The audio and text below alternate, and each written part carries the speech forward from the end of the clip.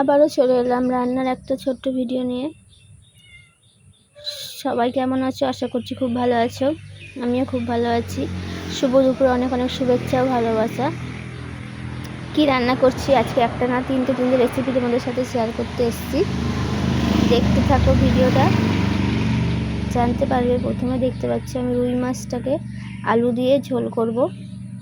কারা কারা এরকমভাবে করো রান্না অবশ্যই কমেন্ট করে জানাবে। মশলাটাকে আলু দিয়ে ভালো করে কষিয়ে নেব। দেখো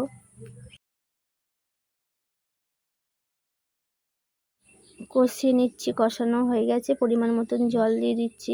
তোমরা কে কী রান্না করেছো অবশ্যই কমেন্ট করে জানাবে। এবারে আমি নামিয়ে নিলাম। দেখো কেমন হয়েছে রান্নাটা, অবশ্যই কমেন্ট করে জানাতে ভুলবে না।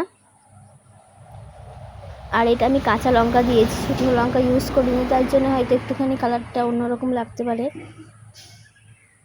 এরপর দেখো কড়াই বসিয়ে দিয়েছি, কড়াই জিরে না সরষে আর শুকনো লঙ্কা ফোড়ন দিয়ে শাপলা ভাজা কারা কারা খেতে পছন্দ করে অবশ্যই কমেন্ট করে জানাবে।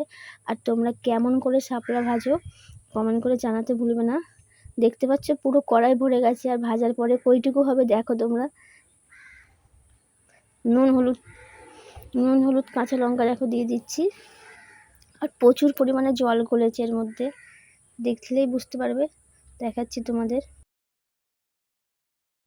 তারপরে আরেক দিকে দেখো, এটা দেখি কারা কারা দেখে চিনতে পারছে। এটা হচ্ছে লোটে মাছ।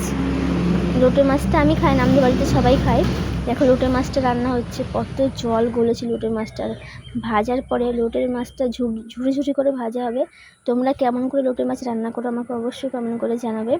দেখো কত জল গলেছে, এখন অনেক টাইম লাগবে মাছটা হতে। একদিকে লোটে মাছ হচ্ছিলো, একদিকে শাপলা ভাজা হচ্ছিলো।